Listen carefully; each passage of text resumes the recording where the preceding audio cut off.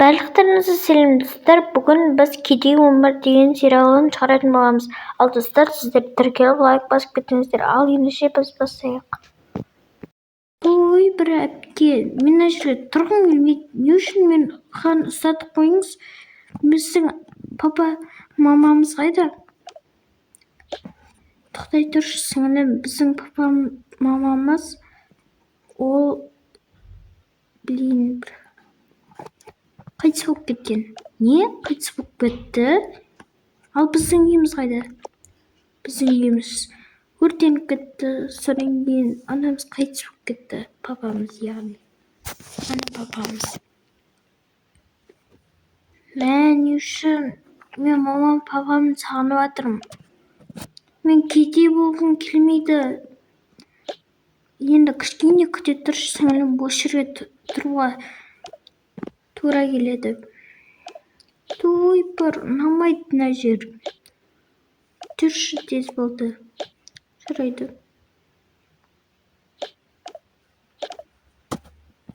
Әпке қар жауып кетті ғой, мен қорқамын. Және түнде болды. Қай жерге барамыз? Білмеймін. Мына жерде бір зат тұр екен. Соның ішіне кіріп кетейік. Фу, апа, ойбай, әпке, мен мына жер сасық қой. Мен тұрғым келмейді. Енді тура келеді осы жерге. Жылай бермеші болды. Жарайды. Мына жерге қойып қояйын, мына жерді жинастырып тастайын. Сен мына жерге барып отыра бер. Әпке, мен шөлдеп тұрмын. Мен саған ертең міндетті түрде жұмыс тауып әкеліп беремін. Жарайды, мына жерге отырамын. Заттарды орналастырып тастайық. Жинап болдым. Мынау не? Ой, ішіне тымақ өткен, жарайды, тұра берсін. Бұл не? Мынау байлық па, өтірік алтын ба? Ой, өтірік алтын екен. Қоя салайын. Мыналарды қойып тастайын. Орналастырып болдым, шашып кеттім. Ұйықтайтын жерде жоқ екен.